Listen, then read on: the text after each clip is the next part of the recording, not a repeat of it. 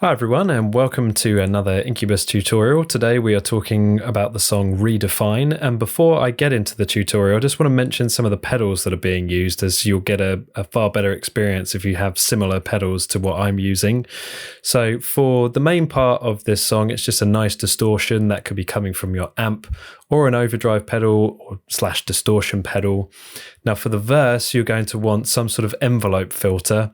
I'm using the DOD Effects 25B, which is actually a bass envelope filter, but it works absolutely fine for guitar, and this is the pedal that Mike uses. In conjunction with that, I'm also using a flanger, which at the very start of Redefine, you can hear that big flanger sweep that comes in. So I'm assuming that he's using a flanger on the verse here, or that's what he recorded with. I'm using the TC Electronic Vortex. Now again, you could use any flanger pedal that you have. If you don't have a flanger pedal, you could always use a Boss PH2 or PH3, but set on mode 2 or the 12-stage setting, and just sort of have the rate a little bit higher. That is what I believe Mike uses live anyway, instead of a flanger. All the settings for these pedals are down in the description down below, so if you have the same pedals, check that out and you can set them the same way that I have. For the bridge, I am using the DOD Gonkulator, the reissue version. This isn't super necessary, but it is what Mike uses live and on the recording, and it's just to add some noise, essentially. Again, you don't have to have it, but it will sound more authentic with it. So with all that being said about the pedals, let's get into the tutorial. Before we get going with this song, you need to make sure that you're tuned to drop D. So that is D, A, D, G, B, and E. And for the intro, we are starting, I'm using my second finger, and we're starting on the 4th fret, and we're playing an open string first. These are all palm muted as well. And then once you play through that using your 3rd finger, you're coming up to the 5th fret on the A string and playing that once, and then back to that same pattern. So slowly through.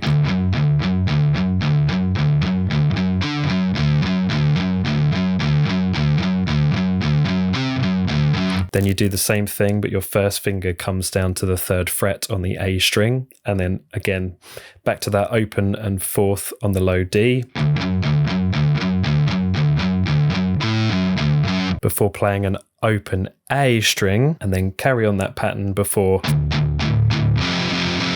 So all open strings on the D, A, and D, and then you're barring across on the 3rd fret, and again on the D, A, and D. So all the way through slowly.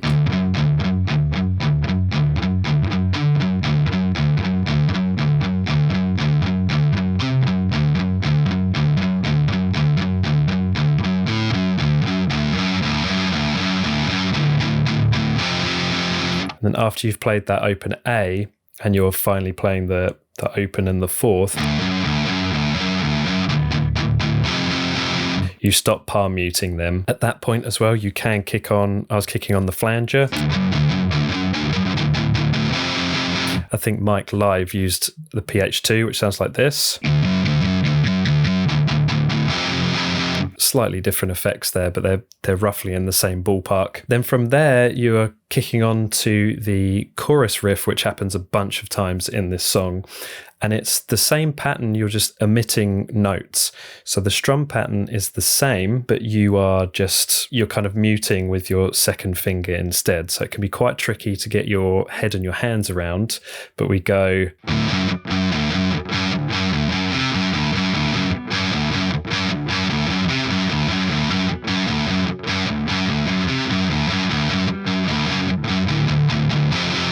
So that is the same, that's using my 2nd finger open and then onto the 4th fret on the low D, but we're only coming back and playing the 3rd fret on the A string with our 1st finger every time. So instead of going 5th to the 3rd to the open, it's just back to that 3rd fret on the A every time. So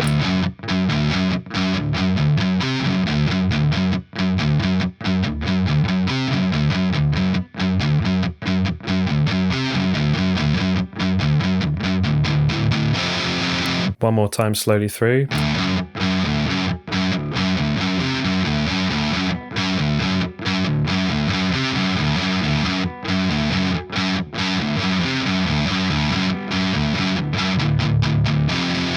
One thing to note there, you can hear sort of a few other strings ringing out, which isn't ideal. It can be quite tricky not to have that open G ringing out. So really watch how you're picking and almost keep your finger a bit flatter as well to kind of try and mute those other strings. I wasn't doing a very good job just then.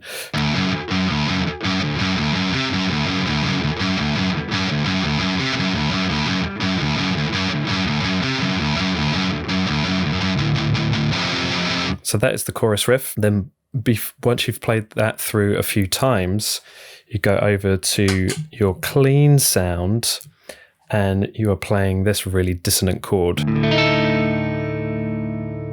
So that is playing low D open, open A, open D, first finger on the G string at the 2nd fret, third finger is on the 4th fret on the B string, and your little finger is coming up on the 5th fret on the high E string, and you're playing through all of those strings. Then while that's ringing out, you then slide up to the 7th fret, turn on the envelope filter and the flanger as quickly as you can, and we're playing.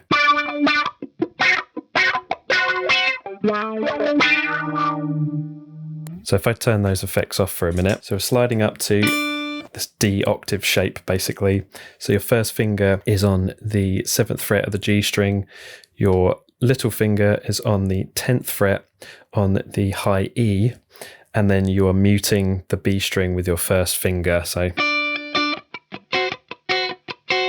I'm not actually using my first finger here, that's just muting these other strings. I'm actually using my my middle finger and my ring finger. So my middle finger is on the B string on the 7th fret, and my third finger, my ring finger, is on the high E on the 8th fret. So we go from, and then this quite tricky bit, you've got, again, using your middle finger, slide from the 6th into the 7th on the D string. So sliding in, playing the G with your third finger on the 7th fret, back to the D at the 7th fret before taking off your middle finger and just playing the 6th fret at the A string and your 7th fret on the G as well together, and muting that D string then. So you've just got that dissonant note kind of chord ringing out. All together from the very start of the verse part.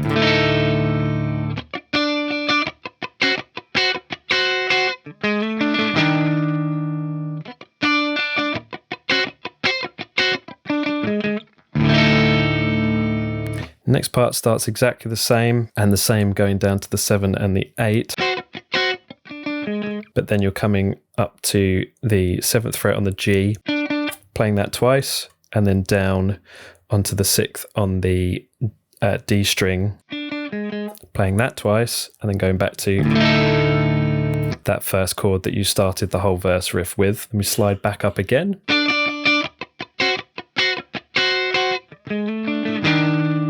Play the same thing that you did at the start, and then the last part you hang on to those notes a little bit longer. Just for the first verse it does this, and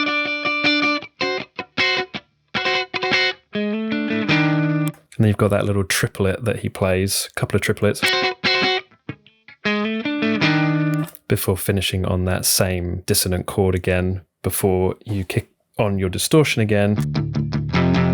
And then you're back into that chorus riff. So let me put the effects back on and we'll play through that first verse part. So with the envelope filter and the flanger on, we've got this.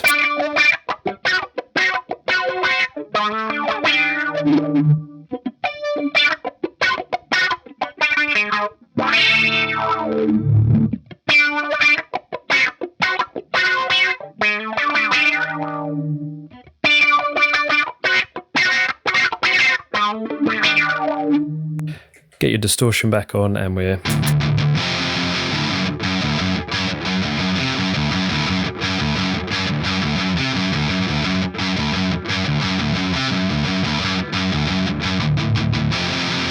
and then it's the same again, back onto clean for the second verse. Same chord, get your envelope filter and your flanger back on if you have it, or the PH2. and then the same thing repeats.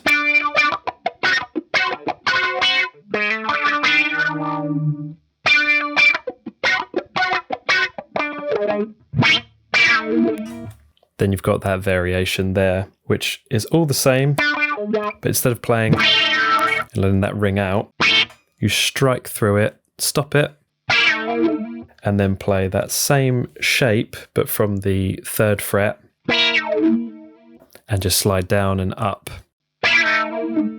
and finish on the 3rd fret.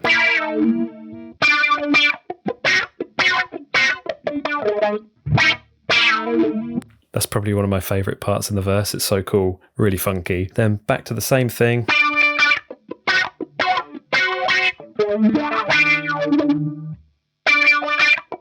Second time round, it doesn't hang on to that either. It doesn't do that. It just plays the same pattern as before. But it does have the triplets in there. So always at the end, you've got 2 triplets before. And then again, back into the chorus riff. So then next, we go through the chorus riff, and when it builds up to, you then quickly switch back to a clean sound. And if you've got the Gonkulator, kick that on. And you've got those little stabs. You can hear it. The Gonkulator is an incredibly noisy pedal. So for Mike's tutorial of this and watching his playthrough, he kicks it on and off just when he needs it. His pedal is the original one, so it's got that more sort of flat actual control to it, whereas mine's a button pedal. So when it gets to the distortion part, I can't turn it on and off that fast. My brain just melts down. I can't do it. So for the clean parts, if you listen to Dirk's bass part, I think is probably the easiest part. So on those stabs, that's when you want the... And I'm literally playing the open B and the open E string for that. If you don't have the pedal, you can just play those notes. It's not a huge aspect of the song, but if you want to play it correctly, that's what Mike is doing. Then after a while, with the gonk still on, kick the distortion back on. You've got...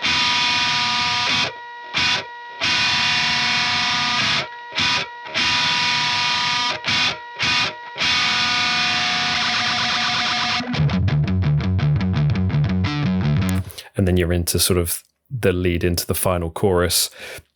So on that very last part, where the Gonkulator's ringing out, again, open B and E strings, he then kicks on another PH2 super phaser, which is set on mode 1, and everything is cranked to max to get that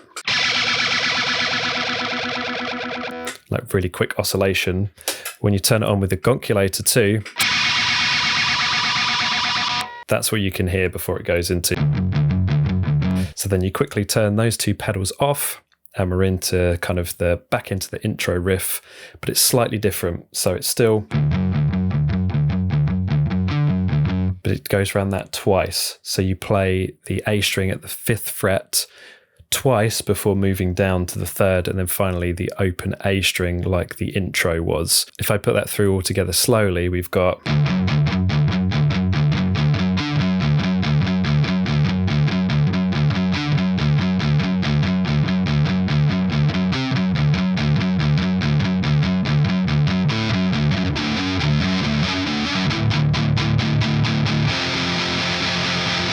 And then that last part, I'm kicking on that flanger again. Again, you could do the same with the PH2 set on mode 2 before you go into that chug, that D power chord played open, basically. And then playing that F sharp power chord at the 3rd fret all barred. That just hangs on for twice the amount that it does in the chorus and the intro, basically. So...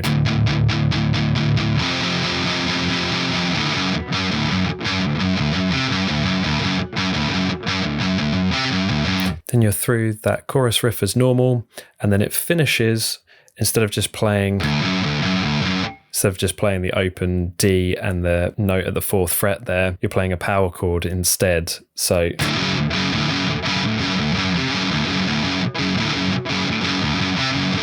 same pattern, I'm just barring across with my middle finger on that 4th fret, and then going back to the 3rd fret on the A string. And then finally it just finishes on, so the open strings again, palm muted apart from that last note. And that's it. If you enjoyed this tutorial, check out the video that's on the screen now, which is a tutorial for Incubus Summer Romance.